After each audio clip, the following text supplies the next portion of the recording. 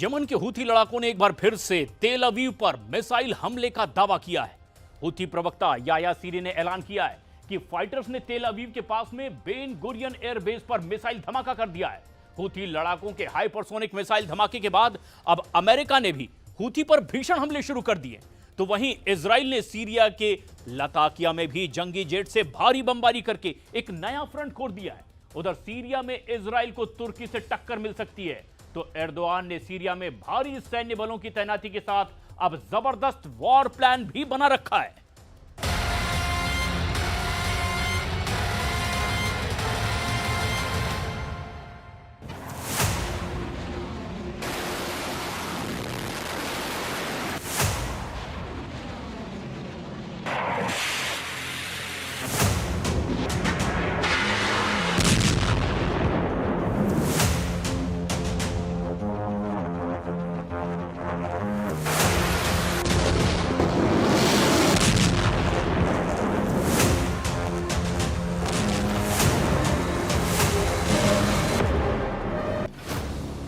Yemen में Israel के लिए अमेरिका हूथी से युद्ध लड़ रहा है। गाजा में इजराइल हमास से युद्ध लड़ रहा है। लेबनान में इजराइल की हिजबुल्लाह से लड़ाई जारी है। इसके साथ अब इजराइल ने सीरिया में हमले शुरू कर दिए हैं। तो क्या इजराइल अमेरिका एर्दोआन से भिड़ने को तैयार है?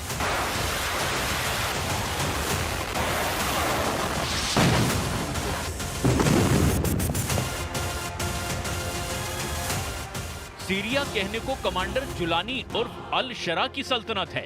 सीरिया में असल में चलती एर्दोआन की है। तुर्की के राष्ट्रपति के दम पर कमांडर जुलानी ने दमिश्क पर लड़ाका ग्रुप को जीत दिलाई है। लेकिन अब कमांडर जुलानी नेतन्याहू के रडार पर आ गए हैं। इजराइल ने सीरिया में हमले शुरू कर दिए हैं। गोलान हाइट्स पर तैनात नेतन्याहू आर्मी सीरिया के कई शहरों को जला रही है।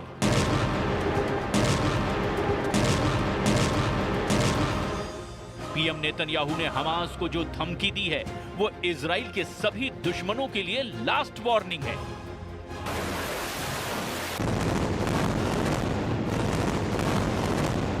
הלחימה בעזה נמשכת. ככל שהחמאס יתמיד בסרבנותו לשחרר את חטופינו, המכבש שנפעיל יהיה עוצמתי יותר ויותר, ואני אומר לכם חברי הכנסת, אני אומר את זה גם לחמאס. זה כולל תפיסת שטחים וזה כולל עוד דברים שאני לא אפרט כאן. नेतन्याहू के फौलादी इरादे ने इजराइल के दुश्मनों को दहला दिया है। फाइटर प्राइम मिनिस्टर ने हमास को समीदोज करने का ऐलान किया है। नेतन्याहू ने धमकी दी है कि हमास का सफाया बहुत जल्द होगा, गाजा पर कब्जा होगा।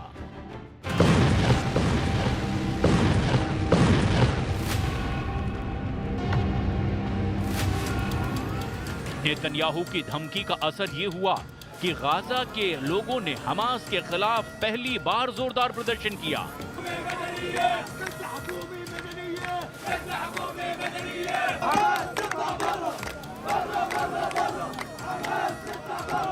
गाजा के नागरिकों ने हमास को टेरर ग्रुप बताकर गाजा से बाहर निकल जाने का फरमान सुनाया है।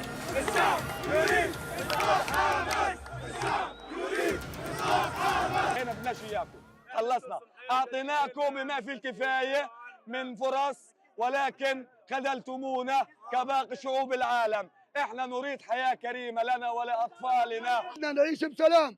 زدنا أنا ابني يقعد 15 سنة ربي فيه ويروح، داري من 10 سنين وتروح. احنا بدنا نعيش. الله خلقنا للعبادة. ربنا قال وما خلقت الإنس والجن إلا ليعبدون.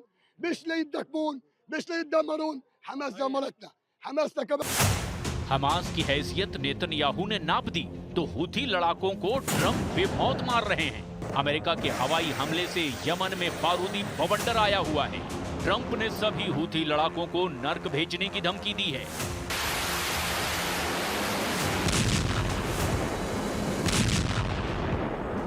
उधर हूथी की तरफ से ऐलान हुआ कि लड़ाका ग्रुप ने इजराइल में 2 मिसाइल धमाके कर बदला ले लिया है।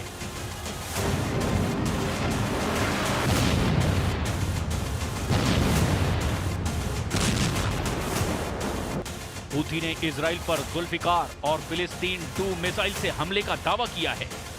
للشعب الفلسطيني المظلوم وإسنادا لمقاومته العزيزة الباسلة استهدفت القوة الصاروخية مطار بن غوريون في منطقة يافا المحتلة، وذلك بصاروخين باليستيين، أحدهما ذو الفقار والآخر فلسطين 2 الفرط صوتي، وقد حققت العملية هدفها بنجاح بفضل الله. हूथी की धमकियों से नेतन्याहू बेफिक्र हैं।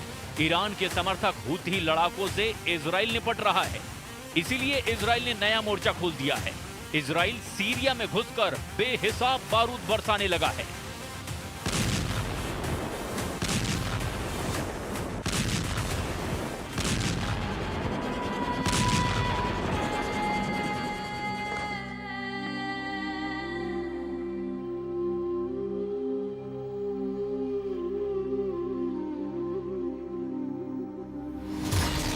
सीरिया में इजराइल और तुर्की का युद्ध फाइनल।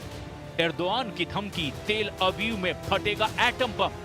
जुलानी को छुआ तो तुर्की उड़ा देगा इजराइल। नेतन्याहू का ऐलान, नसरल्ला जैसे मरेगा खलीफा। हूथी के बाद एचटीएस लड़ाकों पर फटने लगा ट्रंप का बम। जब ट्रंप हूथी लड़ाकों पर बम बरसा रहे थे, तब नेतन्याहू की आर्मी हिजबुल्लाह फाइटर्स का दौड़ा दौड़ा कर दम उखाड़ रही थी। तभी सीरिया के लताकिया इलाके में जो हमला हो रहा था, उसकी भनक किसी को नहीं लगी। इजराइल ने आधी रात सीरिया में घुसकर कोहराम मचा दिया। इजराइल ने जंगी जेट से हवाई हमले कर कमांडर जुलानी के गढ़ में भारी तबाही मचाई।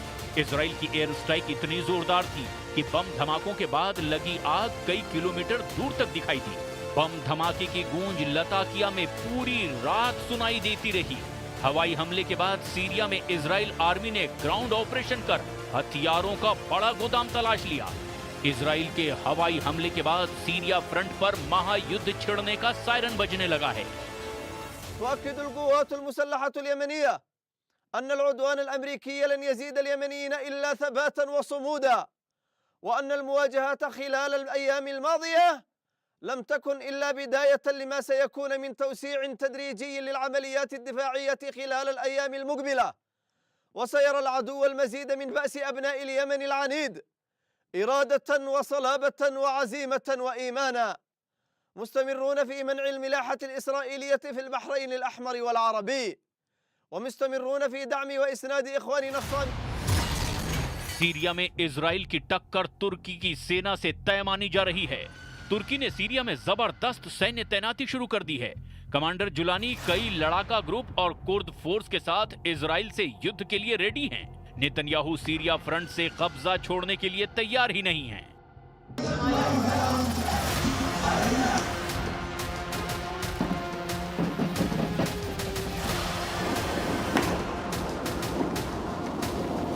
इजराइल का दुश्मनों से निपटने का अनोखा और बेखौफ स्टाइल है।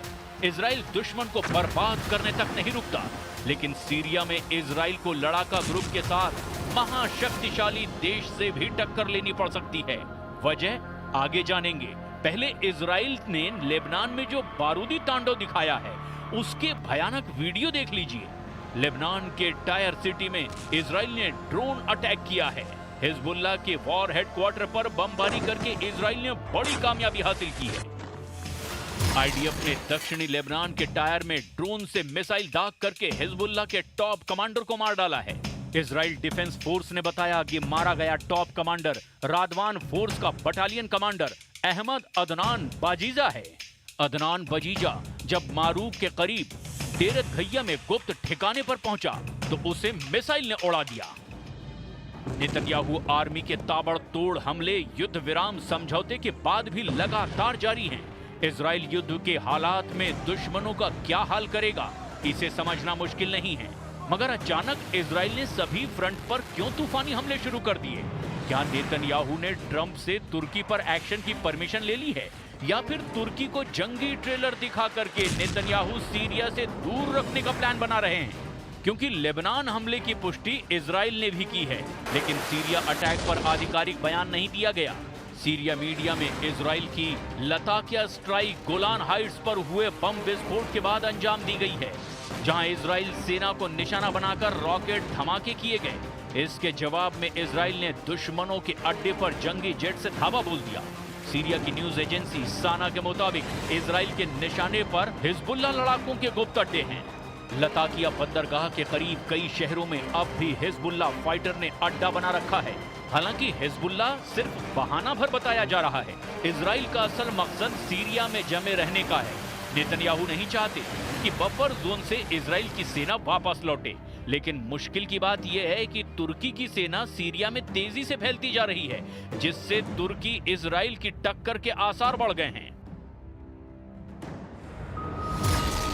सीरिया और तुर्की ने सैन्य समझौता किया है, जिसमें तुर्की ने सीरियाई सेना की मजबूती के लिए ट्रेनिंग और हथियारों की मदद पहुंचाने शुरू कर दिए हैं।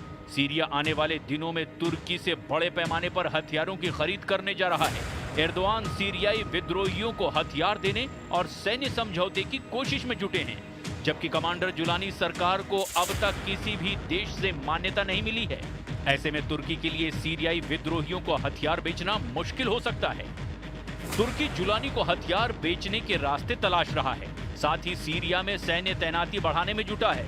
पश्चिमी मीडिया की रिपोर्ट के मुताबिक तुर्की ने पालमायरा हवाई अड्डा और T4 में सीरियाई हवाई अड्डों के बुनियादी ढांचे का इस्तेमाल कर तुर्की एयरफोर्स के लिए बेस बनाने शुरू कर दिए हैं।